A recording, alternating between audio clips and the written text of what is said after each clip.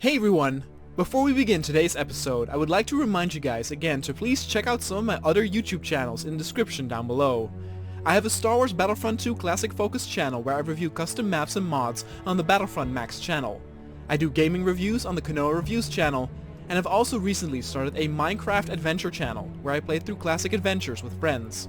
You can find the links in the description, and please subscribe to those channels if you like what you see. The war campaign against the Tyranids continued onward. The largest swarm up until now had been discovered as they migrated over a vast, desolate battlefield. Besides the swarm itself being larger, there were also some units that the Imperial Guard had not faced on this planet yet. They were Tyranids that were able to do damage long distance, making them more deadly than ever, since they did not have to rush up close and personal to deal devastating damage. And then there were these colossal, sluggish creatures that would stay in the back and fire off spores that would act as their own artillery. The spores were no danger for any of the Imperial vehicles, but their guard would perish quickly if they landed in their vicinity. Most of the available Imperial Guard would partake in this battle. Many of them were nervous, but others were excited to be part of such a large-scale engagement, and more were honored to be in the presence of tens of Ultramarines. The Ultramarines had landed on the planet as well, and were tasked with keeping the Tyranid swarm at bay, a difficult task even for a Space Marine. Many thought that the Inquisition was buying time to find a certain artifact or information until an Exterminatus would be called in. Several Predators and other armor units would provide the necessary punch, but the environment had been so heavily devastated by orbital bombardments that the craters would function as a disadvantage to them. And then the swarm started to move as they picked up the scent of their prey.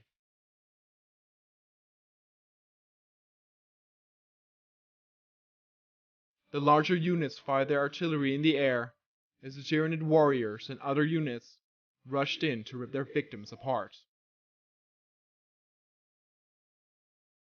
The Imperial Guard were ordered to take cover in some of the craters and prepare for contact.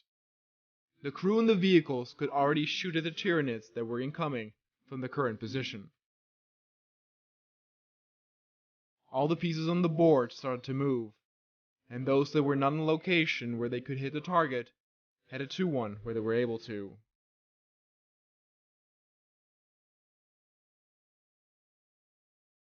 The Tyranid swarm just rushed in straight forward.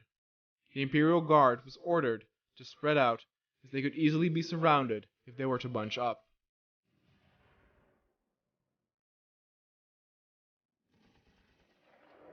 And then the bloodshed happened. The battlefield in front line was massive. Everywhere one looked, the sight of death and decay presented itself. Within this chaos, it was difficult to give out straight orders. The Imperial Guardsmen just received a task of killing anything that had more than 4 limbs. It did not matter if they got lost or cut off from their own unit. All they needed to do was kill the Tyranid scum.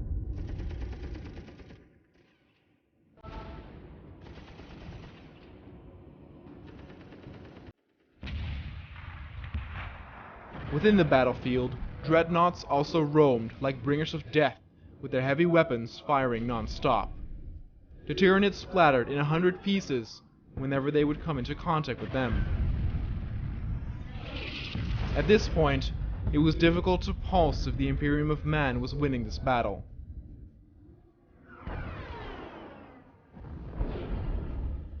But the Ultramarine commander had a bad feeling about this.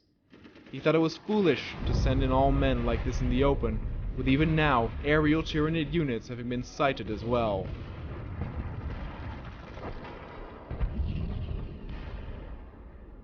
Normally, a main force of Imperial Guard would be sent in head-on, and better trained units would attack from a different direction, or even be dropped behind enemy lines.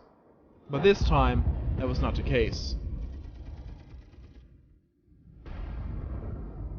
It was done hastily and would result, in his opinion, in unreasonable losses. Not unreasonable in the sense for their holy emperor, but unreasonable in the sense that their deaths serve no purpose in this case with this tactic.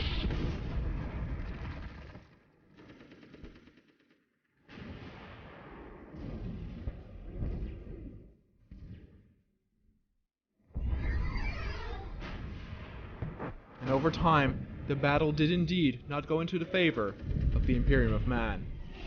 Despite killing tens of thousands of Tyranids, more and more kept rushing in, slicing and ripping Imperial Guard units to pieces.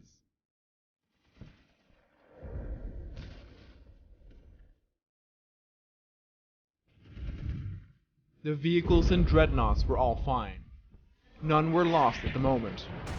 But there were many units who were forced and driven into a position close to these vehicles for protection, including Space Marines.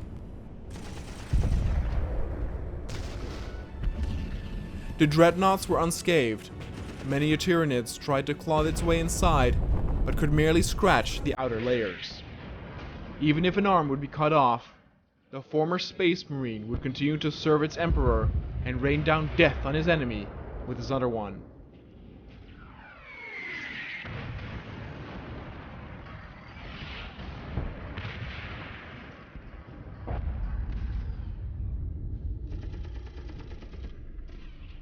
The tanks and armor units kept moving to avoid being rushed and piled on by thousands of Tyranids. The key here was to keep mobile. Within this bloodshed, many a Space Marine had also perished, their huge bodies and armor laid on display among the limbs and blood. But nevertheless, their courage did not waver. They would keep on shooting until the last man.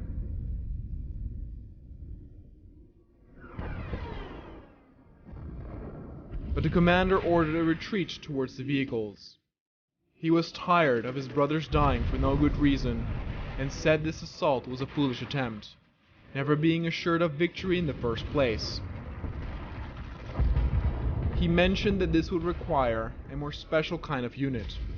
He wanted to call in the order to send in Terminators.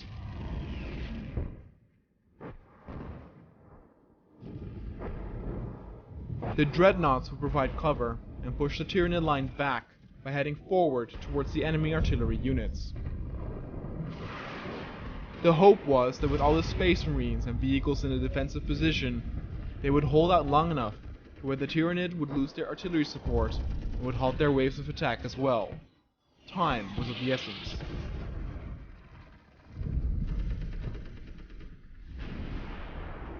More and more Ultramarines died, and despite the defensive position being very effective in killing thousands of incoming Xeno filth, it did bear the danger of being easily overwhelmed or surrounded.